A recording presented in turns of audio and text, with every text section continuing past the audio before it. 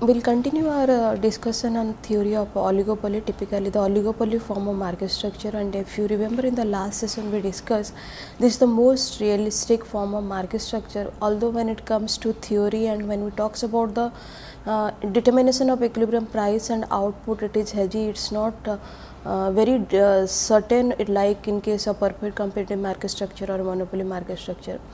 So in the previous session we discussed about the features of oligopoly, and one of the significant feature of oligopoly is that when one firm decides the price and output, generally they keeps in the mind that what will be the rival's action with respect to the change in their price and output. And second is even if they knows that there is a interdependence, but sometimes they ignore or they just assume the plan attached to be before, and they never consider the revised plan into their action whenever they are fixing up this price and output.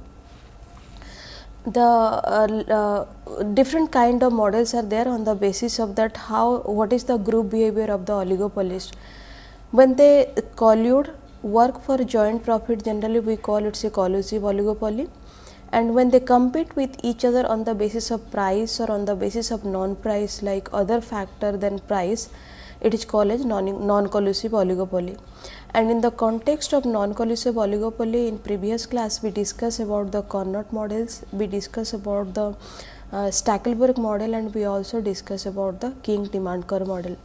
To sum up, we can say that Carnot model is one where two main outcome emerge from there. One is always the individual firm thinks that they are not, the rivals is not going to change their plan with the revised period, but practically that doesn't happen, and that leads to a situation where maybe 1/3 of the market is untapped, it's not being produced or supplied by any of this firm, if it is a case of a duopoly specifically.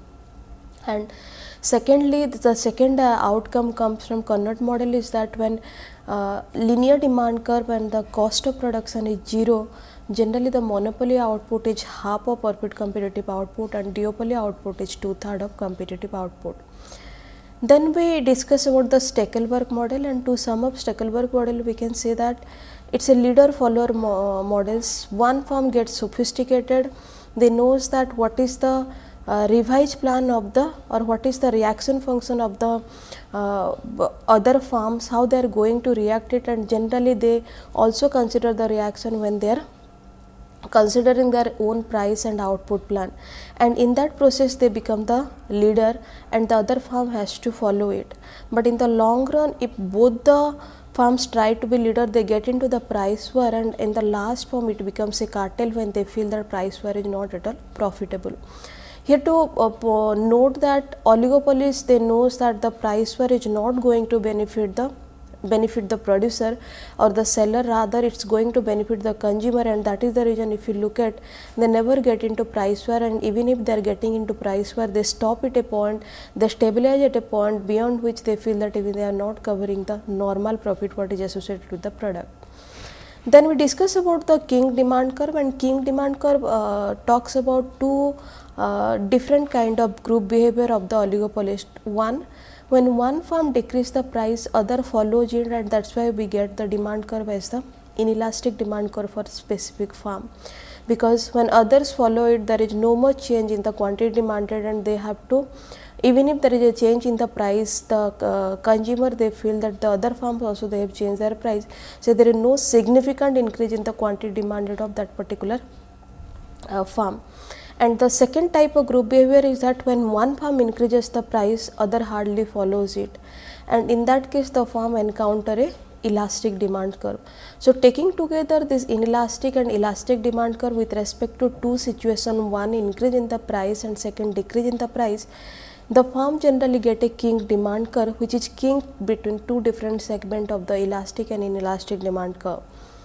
Corresponding to the kink, since there is a kink in the demand curve, we get two level of marginal revenue curve, one with respect to the elastic segment of the demand curve and second with respect to the inelastic segment of the demand curve. And since there is a kink and we get two kind of MR curve, in between there is a gap between to MR curve, and generally the marginal cost pass through that segment where there is no MR curve, and that is the reason even if there is an increase in the cost, still the equilibrium price and output never changes. So this typical model talks about the price rigidity of the as a part of the group behavior of the oligopolist firm, and how generally it affects the how generally it doesn't affect the equilibrium price and output. So this is about the price or the non-price competition in case of the non-collusive oligopoly.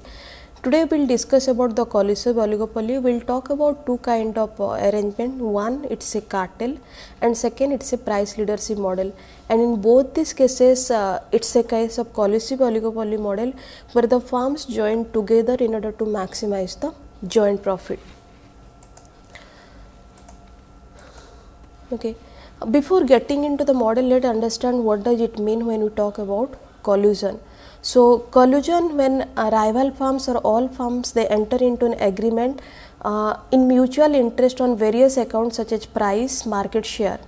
So it's a, in a simple language to understand collusion, we can say it's an agreement where all the firms they comes together and they jointly decide about the what is the price to be follow in the market, what should be the market share. Two kind of collusion may happen. One is explicit collusion and second one is the tacit collusion. Explicit collusion is one where a number of firms enter into such agreement formally, and second is the tacit collusion, is collusion which is not avowed but still they are into the collusion. And why this tacit collusion comes into picture? Because if you look at, there is no legalized version of collusion. Typically after the cartel, if you will find out OPEC as a cartel, after that you will find out there is no legal form of cartel exist. Whatever the form of collusion exists, that is in the form of tacit form. So one where formally they agree into a collusion, formally they agree into a group and they work together for the joint profit maximization and output maximization, and the other one is the tacit collusion where collusion which is not avowed. So most commonly if you will find form of explicit collusion is generally known as cartel. So whatever the commonly found explicit collusion is known as cartel. And what is the aim of this kind of cartel? The aim of such collusion is to reduce competition and increase profit of the individual member. So obviously when they collude together, work together for the profit maximization, that reduces the competition and increase the profit of the individual member. So basically the individual firms, those who are not able to get profit, those who are not able to maximize profit, they were now in a position to maximize the profit, because the firms work for the joint profit maximization. They fix up a price which gives at least some amount of profit to each of this firm. Government do not encourage collusion because it creates like monopoly and kills competition, and when if there is no competition, that reduces the generation of employment and income and reduces the also the innovation. So explicit form of collusion is generally known as cartel. And what is the outcome of cartel? If you look at the outcome of the cartel in the positive segment is it reduces the competition, and the individual firm generally they get some profit out of it, earlier who were not able to generate any amount of profit. Generally government or the authority they never encourage this form of cartel or this form of collusion, because ideally when the cartel goes for a long period of time, in the long run they become a monopolist, which is not beneficial for the consumer. It reduces the competition, it reduces the innovation, it reduces the also to some extent the income and employment generation. And that's why if you find authority, they always put a restriction on the creation of the collusion or the creation of a cartel. So cartel, as we know, it's a direct agreement among the competing oligopolists with the aim of reducing uncertainty. Now what is the optimization problem for the oligopolist over here? The optimization problem for the oligopolist is to reduce the uncertainty. Aim of cartel is to maximize the joint profit. And how do they function?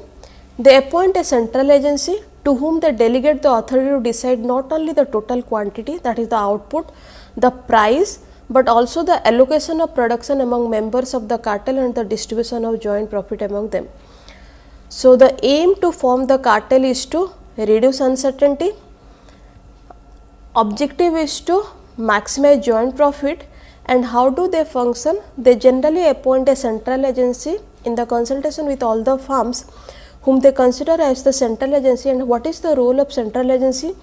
The central agency decide what should be the total market output, who should produce how much, what should be the total what should be the price charged for the product, and also when the industry as a whole, market as a whole, they are getting profit, how it has to be distributed among the individual firms. So the role of central agency is to decide about the price, output, market share of the different firm, and also how the distribution of the joint profit will take place between the different firms. Now, what is the prerequisite for here to the central agency? The prerequisite for here if the central agency is to, they have full information about the cost function of the firm. And how it helps when we talk about the cost function of the firm, how it helps, because if they knows the cost function, accordingly they will allocate that how much amount they have to produce by each of this firm. So it is assumed that all members and produce the identical product, because if they are producing homogeneous product, the difficulty again comes here that who should produce which kind of product.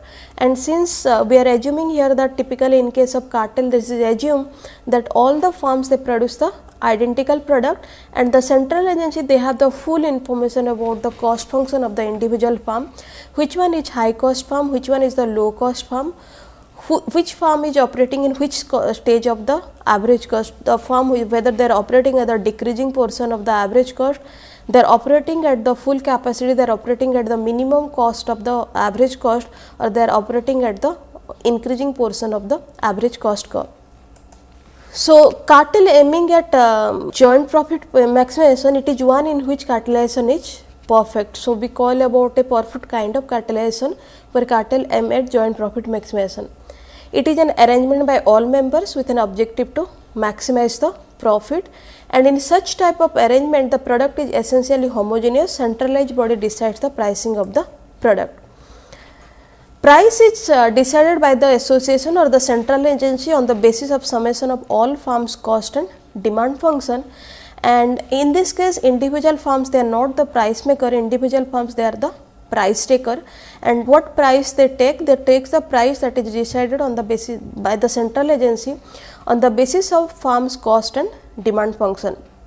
However, when there are large number of firms and size of market is small, it is difficult to sustain cartel, and there is every possibility that some firms may deviate the cartel price and thus cheat among other members.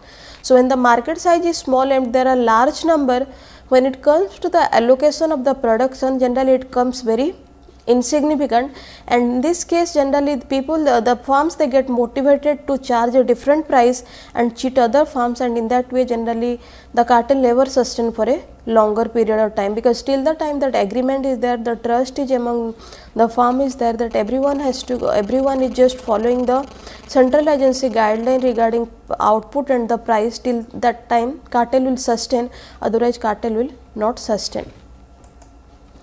So we will see that graphically how when we talk about the summation of the cost and revenue decides the price, or they identify the price, or they find the price on the summation of margin cost function and the revenue function.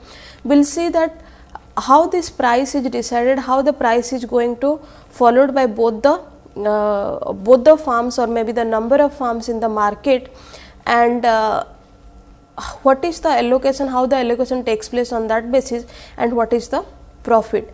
So we will just have a graphical explanation of this entire cost and output determination or the price and quantity determination in case of a centralized cartel.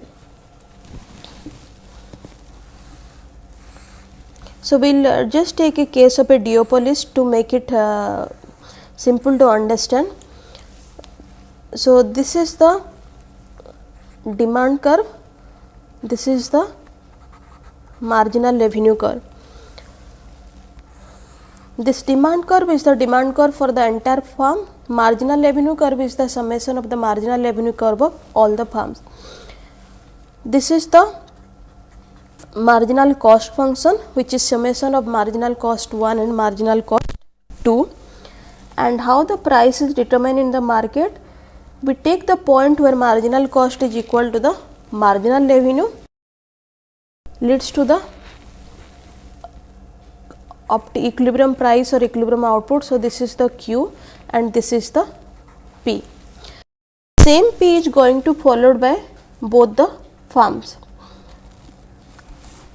So, this is the price that has to be followed by both the firms. So, we can call this is as firm 2 and firm 1. Now, we get the average cost function for firm 1 and we get the average cost function for firm 2. Then we get the marginal cost function for 1, we get the marginal cost function for. Now, corresponding to this, we look at this MR, how this marginal cost function for the individual firms generally, and on that basis we can find out what is the output level. So, output level is Q2 here, output level is 1 here, this is the price, this is the price. So, price is decided on the basis of marginal revenue and marginal cost, and in order to identify the quantity, because whatever the price determined, that is followed by both the firm.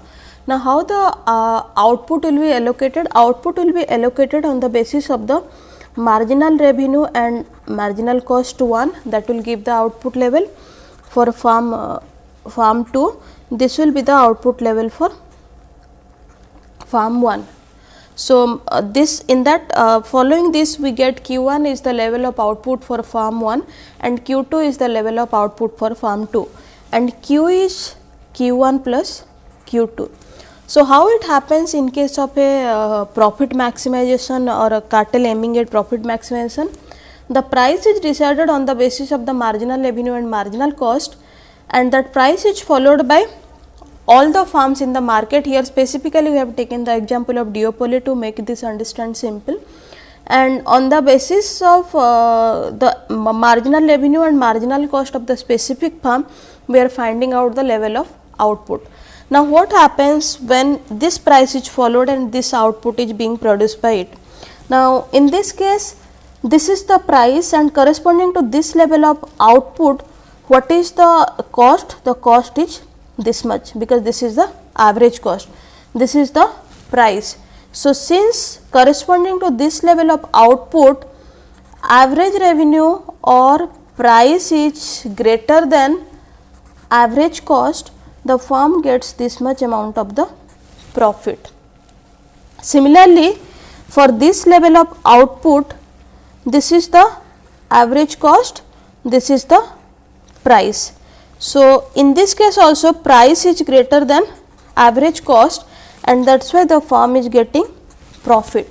So, whether it is a case of high cost firm, that is a compared to both the firm, if you look at firm 1 is the high cost firm and high cost firm still they are getting some amount of the profit, and firm 2 they are low cost firm as compared to firm 1 and they are also getting the profit.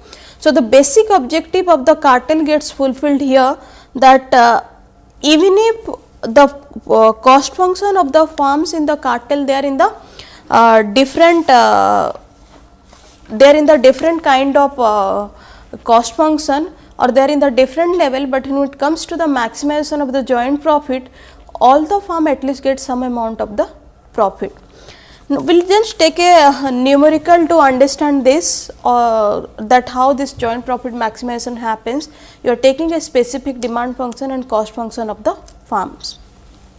So, Q is equal to 160 minus 20 P and C is equal to 10 plus 0.3 Q square. Now, we find what is the profit maximizing output and what is the total profit. Okay. So, we can find out Q is equal to 80 minus 10p. So we can get p is equal to 8 minus 0.1 q. Total revenue is pq. So we get 8q minus 0.1 q square. Marginal revenue is 8 minus 0.2 q. So marginal revenue is nothing but dtr with respect to dq, and marginal cost is dc with respect to dq. So that comes to 0.6 q. Now to find out the profit maximizing level of output, we need to follow the MRMC rule. So MR has to be equal to MC. So 8 minus 0.2 q is equal to 0.6 q. Simplifying this, 0.8 q will be equal to 8 and q will be equal to 10. So p is equal to 8 minus 0.1 q. So 8 minus 0.1 10, and that comes to 7, and total revenue is PQ. So it has to be 70, and profit is total revenue minus total cost. So 70 minus 10 minus 0.3 q square. So this is 70 minus 10 minus 0.3 multiplied by 100. So that comes to 60 minus 0.3 multiplied by 100. So that comes to rupees 30. So this is the profit, this is the price, and this is the quantity. So now what are the problems in case of centralized cartel or any form of the cartel? The basic aim is to maximize the joint profit, and they do by finding out a price on the basis of the marginal revenue and marginal cost, assessing the total cost function and total revenue function for all the firms. Now what may be the problem when they are estimating the summation of the total cost, or when they are estimating the summation of the total revenue for all the firms? So there may be a potential problem that there may be a mistake may arise in the estimation of the market demand. It may also arise in the estimation of marginal cost, and whenever there is a existence of high cost firm, sometimes it set an obstacle toward the joint profit maximization. And if the cost curve of the firm lies wholly above the equilibrium marginal cost, profit maximization requires that high cost firm should close down, which is not possible. So a cartel may not also maximize for fear of government of intervention or fear of entry, that is one more potential problem. And also sometimes the cartel, to maintain good image, they may not maximize the profit. So one is fear of government, second one is to maximize the profit, and they feel that okay, it's not going to create a good image for them, and that's why they don't maximize the profit. Sometimes they feel that when they are maximizing the profit, when they are getting supernormal profit, other firms may enter into the market. So to make this as a entry barrier, they generally charge a low price and they don't maximize the profit. And also fear of government regulation, they generally do not maximize the profit. So as a whole, when the basic objective is to maximize the profit, but there are certain problems or certain inherent problem where the cartel, typically the oligopolists, they are not maximizing the profit. Now we will come to the other type of market, that is market sharing cartel. So in a typical explicit collusion, one is cartel where it is a centralized cartel maximizing at the joint profit. Then we have market sharing cartel, and here generally the collusion is to share the market, and that is on the basis of the agreement on quota or some other basis on the geographical basis. In that case, they may charge same price, they may charge different price. So in case of market sharing cartel, if you look at this form of collusion, it is more common in practice because it is more popular. the firm agrees to share the market but keep a considerable degree of freedom concerning the style of their output, their selling activity and other decision. So, they share the market, but still they keep some amount of freedom on the basis of their selling activity, how they are styling their output, or maybe some advertisement strategy they want to keep some freedom about that. So, they share the market, but they are also having some freedom when it comes to market their product, whether it is selling, whether it is advertising, or whether it is the presenting style of their output. So, market sharing cartel is again it is two kind, one is non-price competition agreement and second is market sharing on the basis of the quota. So, in the typically the first kind where market sharing cartel, when there is a non-price competition agreement, in this form it is a loose cartel generally. The member firms agree on a common price at which each of them can sell any quantity demanded. So, member agree on a common price and there is no restriction that what quantity, what they are going to sell in the market. Generally, this is known as a loose cartel, because we will see why this is considered as a loose cartel bit later after looking at the characteristic of a cartel in case of a non-price competition. The price is set by bargaining, low cost firm pressing for a low price, high cost firm pressing for a high price. So, the strength of bargaining decide how the price is going to be formulated. So, always the low cost firm they press for a low price and high cost firm they press for a high price. The agreed price must be such as it allows some profit to all the member.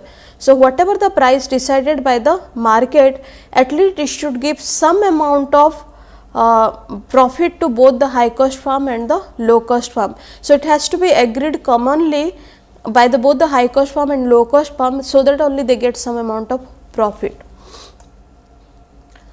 The firms generally they agree into the fact that they are not going to sell at a price below the cartel price. Whatever the price decided by the cartel, they are not going to sell below any price below the cartel price. However, they are free to vary their style, their product and their selling activity, because they have some amount of freedom over there. So, here the firm they are, even if they are in the collusion, they are competing on a non-price basis. And what is the non-price basis here?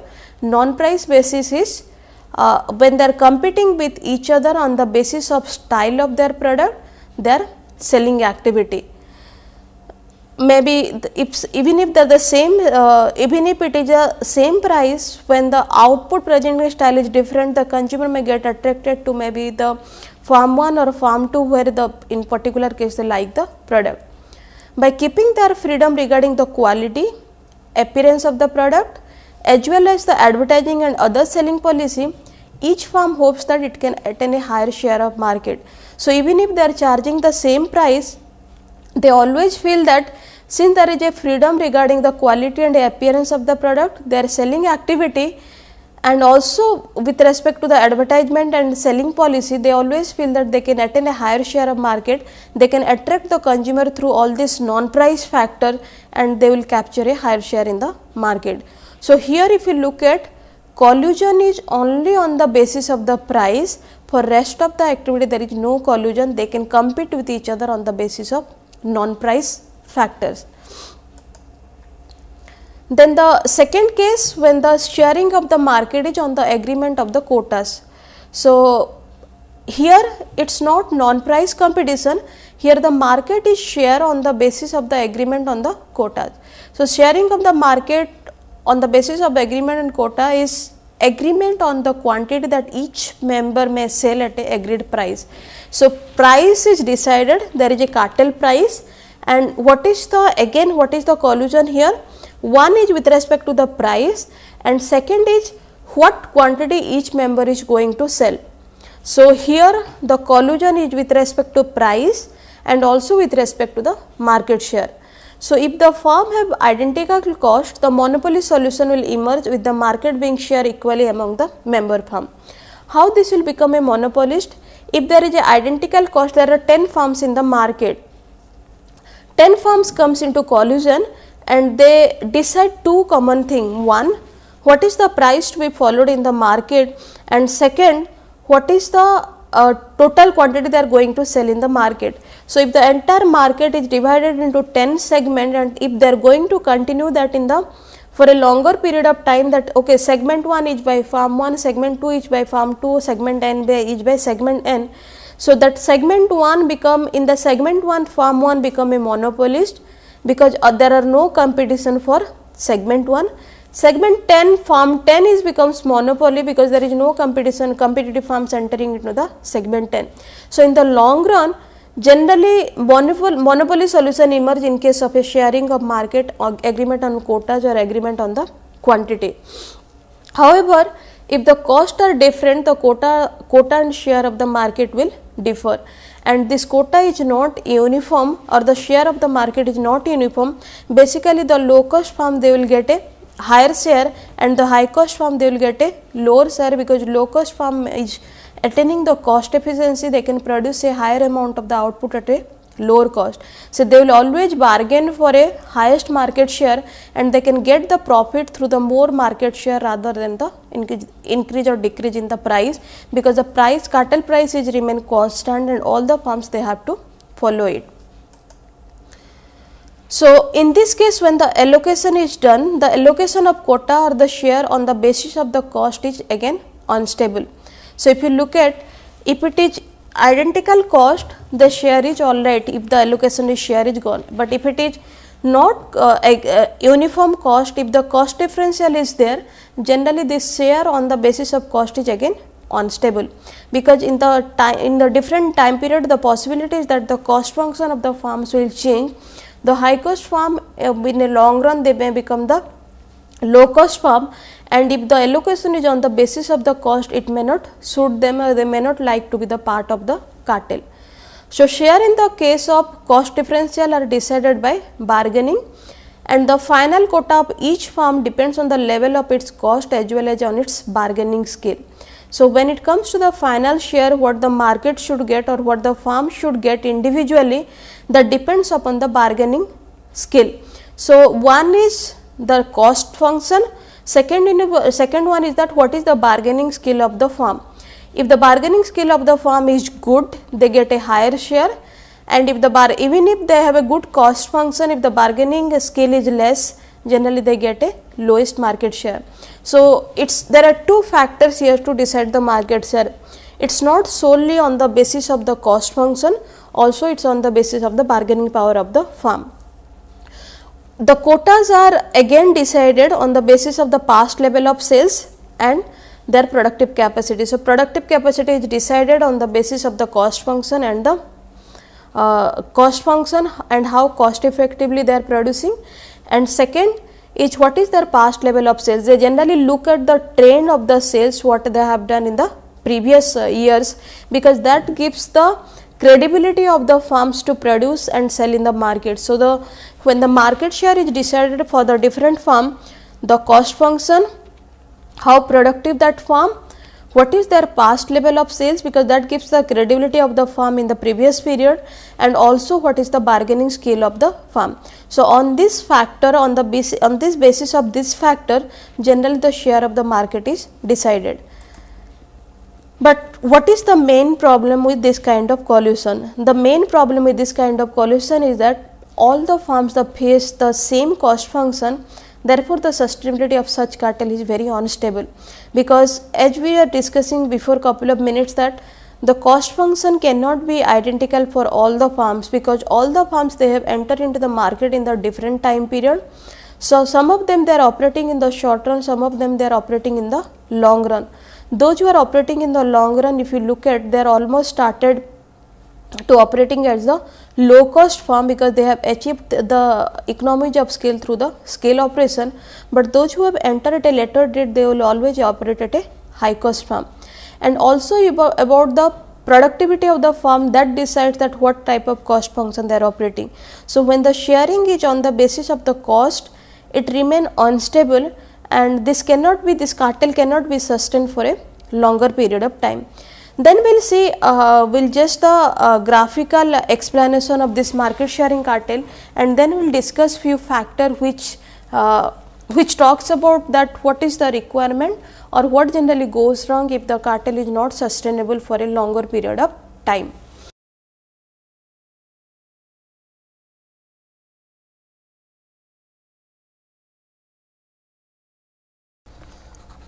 We are assuming a case of duopolist here for graphical explanation in case of market sharing cartel.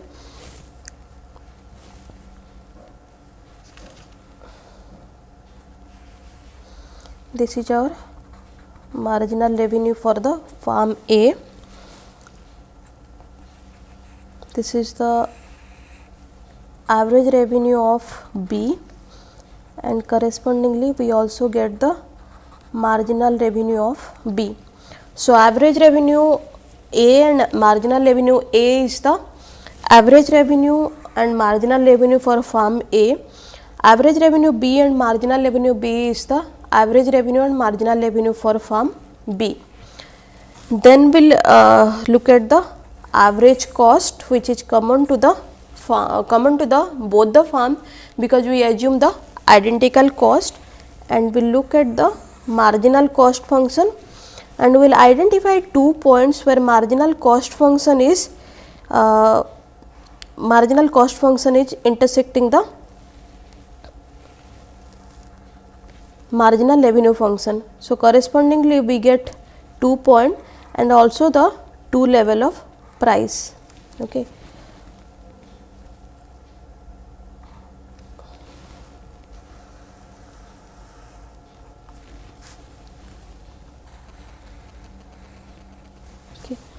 So, we get this is marginal revenue of A. We will just change the figure, it looks bit clumsy, we will just start it fresh. So, we have average revenue of A, we have marginal revenue of A, then we have average revenue of B, we have marginal revenue of B, we have the average cost which is common to both marginal revenue and common to both farm A and farm B. Then we have marginal cost which is again common to farm A and B. We will now identify 2 points, one where marginal cost is equal to marginal revenue A, second when marginal revenue is equal to marginal cost is equal to marginal revenue of B. Correspondingly we get 1 B here price, and we also get one more price that is on the basis of the marginal revenue of A. So, this is price A, this is price B. So, if you look at here, this is QB, here it is QA. So, farm A is producing QA, farm B is producing QB. The total output is equal to QA plus QB. Now, same cost function, but if you look at farm A is producing more than farm B. Why it is producing more as compared to B? Because it has a different cost function, it has a different revenue function as compared to the B. So, cost function is same, identical cost function on the basis of their bargaining skill, on the basis of the past level sale, on the basis of their productive capacity, they are producing a higher level of output as compared to the lower level of output. Now, this price, if you look at, price is again to different level. So, this maybe the price will come in between, that is PA is the price decided by farm A, PB is the price decided by farm B, but neither PA nor PB can be the cartel price. The cartel price has to be decided on the basis of bargaining power of both QA and QB, and the cartel price is such that at least it will get some amount of profit. So, market sharing cartel is one where the share is on the basis of the share is on the basis of the productive capacity of the firm, the cost function of the firm, and what is the bargaining power of the firm. Then we will take a numerical to understand this market sharing cartel.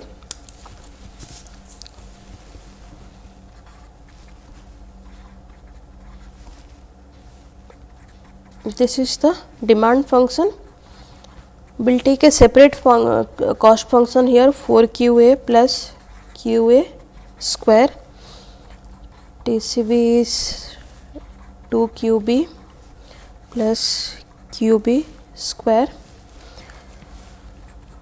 Total revenue should be equal to PQ. So, this is 234 minus 5Q multiplied by Q.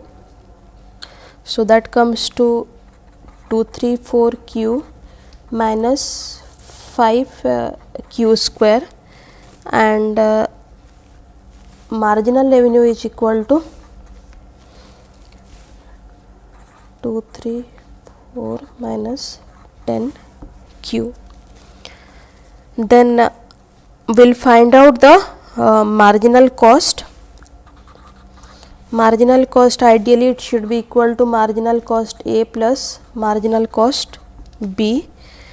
So, marginal cost A is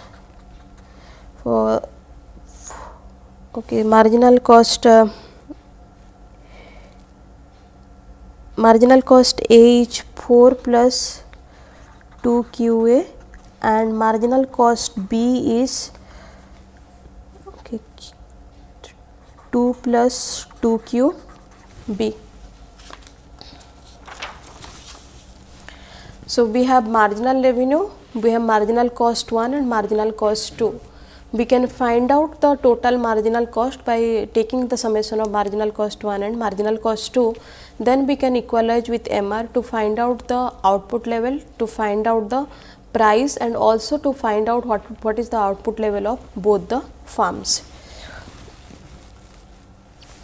So, if MCA is equal to 4 plus 2QA, then QA can be equal to minus 2 plus half marginal cost of A, QB is equal to minus 1 plus half MCB, and since marginal cost is equal to these two, so this has to be Q plus 3, and equalizing marginal cost equal to the marginal revenue, Q plus 3 is equal to the marginal revenue, which is equal to the 234 minus 10Q what we have calculated earlier.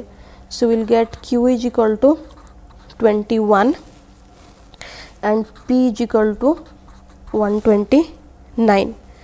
So, Q is equal to 21, MR is equal to 24. Then we will find out the marginal cost of A and marginal cost of B equal to MR.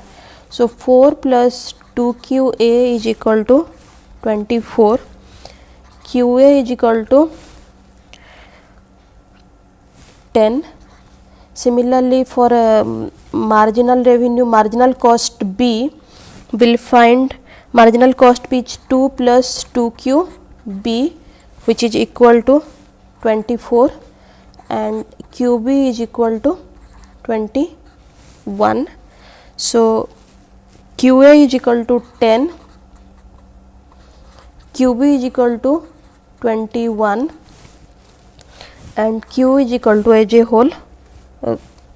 This is QB is equal to 11, because this is 24 minus 2 is 22. So, 2 QB is equal to 22, QB is equal to 11. So, if QB is equal to 11 and QA is equal to 10, then QA plus QB has to be equal to 21. So, now if you look at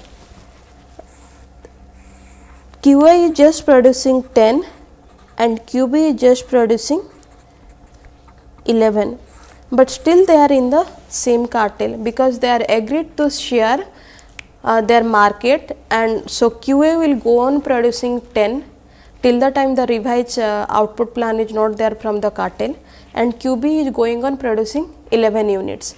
And how they get 10 units or 11 unit? This is again on the basis of their cost function, at what cost they are operating, they on the basis of the productive capacity,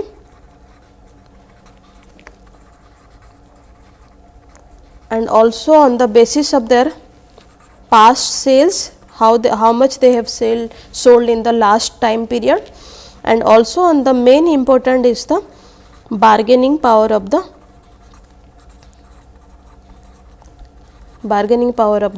firm. So, if you look at the market sharing cartel is one, where there are two type of market sharing cartel. One is non-price competition, and second is market is share on the basis of the agreement on the quota. So, in the case of non-price competition, they generally compete each other on the basis of non-price, because they have the common price is agreed, the cartel price is agreed by all the firms, but they have some freedom with respect to the style of the output, their selling activity, advertisement. So, some activity which is non-price factors there, they have some freedom regarding that. So, generally they will compete on the basis of the non-price factor in case of the non-price competition, and whatever the price decided on by the market, that has to be same. The second case where there is a market is share on the basis of the quota by different firms, the quota is decided on the basis of the cost function, on the basis of the productive capacity of the firm, on the basis of the bargaining power, on the basis of the that typically what is their past level they have, what is the past experience in the selling the product, and on that basis when the quota is decided, generally it leads to a monopoly kind of situation in the long run, because the same portion is get sold by the or get captured by the similar firm for a longer period of time, and that leads to a monopoly situation in that segment, because it's since this is a common agreement that share is given to typical firm, none of the other firms will enter into the market even if that firm is getting a supernormal profit or the environment of the market is conducive for the other firms to enter into the market. So, in case of collusive oligopoly, we discussed two kind of model, one is cartel and second one is cartel, and again in the case of cartel we got two type of cartel, one is centralized cartel and second is the market sharing cartel. Let us discuss that why the cartel is not considered legal and why cartel is particularly, if you look at why it never sustained for a longer period of time. There are some factors that generally contribute to the formation and the sustainability of the cartel. The first factor, the number of firms in the industry. If there are more number of firms in the industry, generally forming a cartel and also the sustainability of the cartel is also questionable, because a small group can work together, a large group working together is difficult, because they operate in the diverse condition when it comes to demand, when it comes to revenue, when it comes to cost, when it comes to their inputs, when it comes to their raw materials. So, since there is a diverse condition emerged from the large number of firms in the market, when the number of firms more in the market, forming the market and even sustainability of the cartel is also difficult. Then second factor for the responsible for the formation and sustainability of cartel is the nature of the product. If the nature of product is homogeneous, generally the cartel goes for a longer time period, and but if the nature of product is not homogeneous, if it is different from each other, in this case generally again forming the cartel is difficult and also sustaining the cartel is also difficult. Cost structure, if it is in the same range, it is in the uniform range, again formation is easy and the cartel will sustain for a longer period of time. But if the cost function are different and they have to accept a price what is decided by the cartel, generally the cartel goes into the loose end, because the high cost firm, they always feel that the difference between the price and cost of production is getting narrowed down, and they will try to cheat the other firm in the market and they will try to sell their product at a higher price and with some product differentiation, and that is why the cartel may end. And also it may happen that some low cost farm, they if the price is set on the basis of a higher difference between the cost of production and the price, they generally to try to break the cattle price and sell it at a lower price, so that they can get a good amount of market share and which will maximize the profit. Then last factor is the characteristic of sales, and characteristic of sales depends on what kind of sales of this product and what is the activity followed and what is the strategy followed, that leads to the formation, and also how that will decide what is the sustainability of the cartel. Till now, if you look at, there is one only the legalized form of cartel in the world economy, and after that you will find that there is number of tacit collusion, but when it comes to explicit collusion, it is not legal. Maybe company they collude, they form a cartel, but that is not explicit, rather that is tacit. But the one example till now that is valid in case of explicit collusion is the OPEC, that is Organization of Petroleum and Petroleum producing country, and this cartel is generally the group of people, those who are producing the oil. These are the oil producing countries, they form a cartel. They negotiate on the production quotas, typically it is a market sharing cartel, and there is an incentive to deviate from quota and produce more. In the form of cartel, it was found that there is an incentive to deviate and quota and produce more, and that leads to the fact that there is overproduction in the market, which reduces the price. All the OPEC member has to suffer the low price, and generally the cartel broke over there. So initially the cartel was formed as a market sharing cartel, where all the farms they will negotiate their quota and they will only produce that much amount of the oil. But in the long run, what happens that there was incentive to deviate from the quota and produce more, and some of the member they followed that, and when the member they followed that, that led to overproduction, and overproduction, whenever there is overproduction, that leads to the mismatch between the supply and demand, that led to the drop in the price, and as a whole all the OPEC member has to suffer the low price, and that is the time the cartel actually broke down. OPEC is a famous cartel as OPEC that has broke down, and the punishment for overproduction is one country, typically Saudi Arabia, temporarily increase the production and cause the price to drop even more. Even member suffers the lower profit and the original deviator is punished. So at the end, maybe the punishment is a different part. At the end, the cartel didn't continue, the cartel could not sustain because of the group behavior of the farms, oligopolist farm in the cartel. They didn't trust each other, they were trying to deviate from the quota, they did the overproduction which mismatched the demand supply and reduces the price, in general reduce the profit of all the farms in the market. So we'll stop here today and we'll discuss the other type of collusive model, that is typically the price leadership model, which is by the low cost farm, high cost farm, that is in our next session.